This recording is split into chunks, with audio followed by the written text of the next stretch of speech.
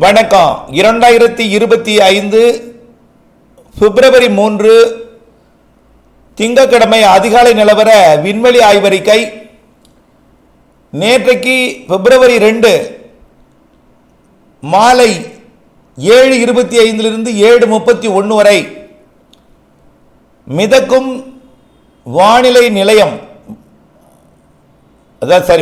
விண்வெளி ஆய்வு நிலையம், அதாவது இன்டர்நேஷனல் ஸ்பேஸ் ஸ்டேஷன் ISS நேற்றைக்கு நம்முடைய தென் இந்தியாவின் குறுக்கே பயணித்தது. மும்பை உள்ளிட்ட பகுதிகளிலும் காண முடிந்தது. அதே நேரத்தில் கன்னியாகுமரியிலும் காண முடிந்தது. ஆக மகாராஷ்டிரா, தெலுங்கானா, ஆந்திர பிரதேசம், கர்நாடகா, தமிழ்நாடு, கேரளா, புதுச்சேரி உட்பட அந்த மிதக்கும் விண்வெளி ஆய்வு நிலையம், அதில் சுனிதா வில்லியம்ஸ் பயணம் செய்து கொண்டிருக்கிறார்கள், ஆய்வு பணியை மேற்கொண்டிருக்கிறார்கள். அந்த நிலையம் நேற்றைக்கு மிக பிரகாசமாக மிக கீழே, அதாவது 450 கிலோமீட்டர் உயரத்தில் பறந்து கொண்டிருந்தாலும் மிக தாழ்வாக பறந்தது போலவே, டியூப்லைட் போட்ட ஒரு காவடி போல மிக அழகாக நகர்ந்து சென்றதை காண முடிந்தது. அதை நாம் அறிக்கையில் தெரிவித்திருந்தோம், கண்டு ரசித்தீர்கள், அதில் கருத்தையும் தெரிவித்திருந்தீர்கள், அதனுடைய மகிழ்ச்சியை வெளிப்படுத்தியிருந்தீர்கள்.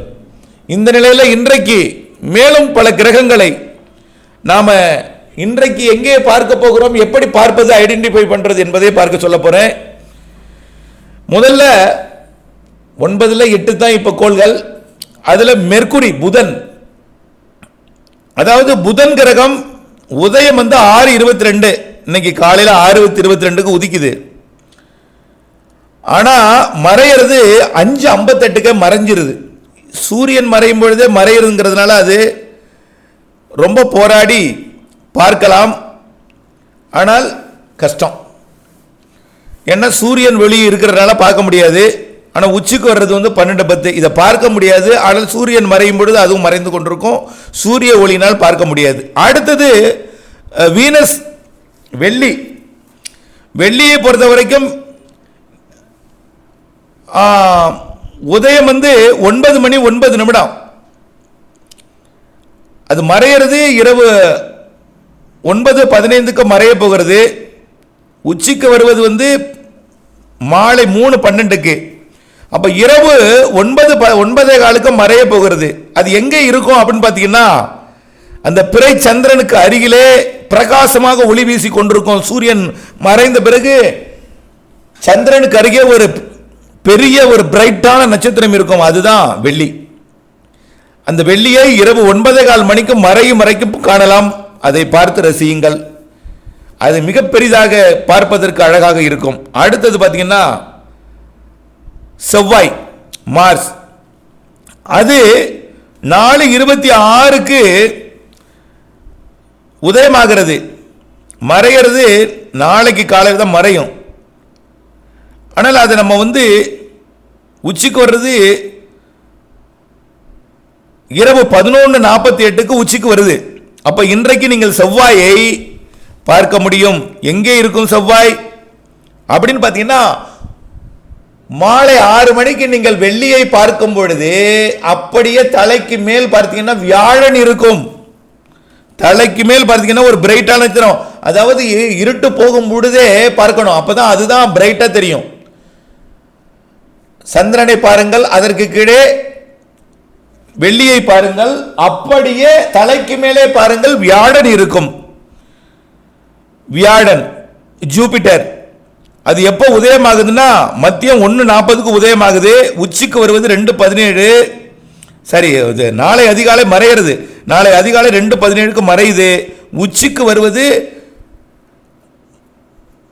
இரவு 7:58 மணிக்கு சரியா வருது. 8 மணிக்கு உச்சிக்கு வரும். அப்போ கொஞ்சம் உச்சிக்கும் கொஞ்சம் கிழக்கு புறமா இருக்கும். 8 மணிக்கு உச்சிக்கு வரும். அப்போ 7 மணிக்கு நீங்க பார்த்தீங்கன்னா கொஞ்சம் கிழக்கு, தலைக்கு மேலே கொஞ்சம் கிழக்கு புறமாக இருக்கும் ஒரு பிரைட்டான நட்சத்திரம், அது வியாழன். சரி, வியாழனுக்கு கிழக்கே கொஞ்சம் பார்த்தீங்கன்னா கொஞ்சம் சிவப்பும் மஞ்சளும் கலந்த ஆரஞ்சு நிறத்தில் ஒரு நட்சத்திரம் ஒளிர்ந்து கொண்டிருக்கும். அதுவும் மாலையே தெரியும். 6:30 மணிக்கெல்லாம் அதுவும் பிரைட்டா தெரியும். அது செவ்வாய். செவ்வாய் உதயம் என்பது மாலை 4:26, நாம் மறைவது என்பது நாளை காலை 5 மணிக்கு, உச்சிக்கு வருவது இரவு 12 மணி. அப்போ 12 மணிக்கு உச்சி வருதுன்னா 45 டிகிரி சாய்வாக நாம் 6:30 மணி 7 மணிக்கு பார்க்கலாம். அப்போது எதை பார்க்க போகிறீங்க? சாயந்தரம் 6 மணிக்கு சந்திரனை பார்க்க போகிறீங்க. அப்படியே அதற்கிட்ட வெள்ளியை பார்க்க போகிறீங்க. தலைக்கு மேலே அண்ணாந்து கொஞ்சம் கிழக்குப்புறம் பார்த்தீங்கன்னா வியாழன் இருக்கும். அப்படியே கிழக்குப்புறம் 45 டிகிரி பார்த்தீங்கன்னா கிழக்கு வடகிழக்கு திசையில் செவ்வாய் இருக்கும். கொஞ்சம் சிவப்பும் மஞ்சளும் ஆரஞ்சும் கலந்த மாதிரி ஒரு வண்ணத்தில் இருக்கும் செவ்வாய். இது பார்க்கலாம். சரி, சனி அப்போ சனி மாலை சூரியன் மறையும் பொழுது மறைந்து கொண்டிருக்கும்.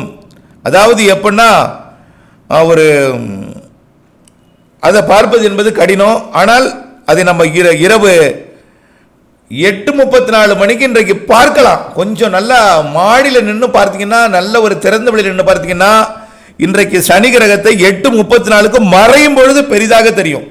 சனியை பார்க்கலாம். ஆகவே யுரேனஸ் நெப்டியூன் வந்து மாமூலாக பார்க்க முடியாது. யுரேனஸ் கூட நம்ம பார்க்கலாம், கொஞ்சம் போராடி முயற்சி பண்ணி அடையாளப்படுத்தி விட்டால் பார்க்கலாம். அது நாம் மறையிறது இன்றைக்கு வந்து நள்ளிரவு 12 மணி, சரி நாளை அதிகாலை 1 மணிக்கு மறையுது. மறையும் பொழுது பெரிதாக தெரியும் மேற்கு வானத்தில். அப்போ யுரேனஸை அடையாளப்படுத்தி நாளை வழங்குகிறேன். ஆனால் நெப்டியூனை நீங்கள் பார்க்கறது டெலஸ்கோப்பில் தான் பார்க்கலாம். யுரேனஸை நள்ளிரவுக்கு பிறகு நாளை அதிகாலை 1 மணிக்கு மறையும் பொழுது மேற்கே பார்க்கலாம். சனி கிரகத்தை இன்றைக்கு இரவு 8:34க்கு மறையும் பொழுது அடிவானத்தில் பார்க்கலாம். இதெல்லாம் போராடி பார்க்கணும், சனியையும் யுரேனஸையும். ஆனால் வியாழனை தலைக்கு மேல் 6:30 மணிக்கு பாருங்க. அதே போல செவ்வாயை 45 டிகிரி கிழக்கே பாருங்க. அதே நேரத்தில் மாலை 6:30 மணிக்கு எல்லாத்தையும் 4 தான் பார்க்கலாம். அதாவது வெள்ளி, செவ்வாய், வியாழன், சந்திரன். அதே நேரத்தில் மறையும் பொழுது நீங்கள் மெர்க்குரியை பார்க்கலாம், போராடி பார்க்கலாம் முடியாது. ஆனால் சனி கிரகத்தை பார்க்கலாம் மறையும் பொழுது, அது தாமதமாக இரவு 8:34க்கு. இவையெல்லாம் இன்றைக்கு பார்க்கக்கூடியது. இதையெல்லாம் இதில் நான் படமாக காட்டியிருக்கிறேன். அடையாளப்படுத்தி கொண்டு நீங்கள் பார்ப்பது எளிதாக இருக்கும் என்பதிலே இயக்க படமாக வழங்கி இருக்கிறேன் என்பதையும் தெரியப்படுத்த விரும்புகிறேன். இன்னும் அரிய தகவல்களை தினசரி விண்வெளி அறிவியல் தகவலில் பதியப்படுகிறேன். மேலும் அற்புத இன்றைக்கு கண்டுபிடிப்புகள், இன்றைய நிகழ்வுகள், நேற்றைக்கு எப்படி ஐஎஸ்எஸ் அதாவது இன்டர்நேஷனல் ஸ்பேஸ் சென்டர் எப்படி போனதோ அதே போல எல்லாம் வரக்கூடிய நாட்களிலே கிரகணங்கள், சந்திர கிரகணம், சூரிய கிரகணம், இவையெல்லாம் அன்றைக்கு கண்டுபிடிக்கப்பட்டுள்ள வால் நட்சத்திரங்கள் மற்றும் ஏரியன்கள் போன்றவற்றெல்லாம் நம்ம வழங்குகிறேன். தொடர்ந்து இணைந்திருங்கள் அப்டேட்ஸுடன். நன்றி.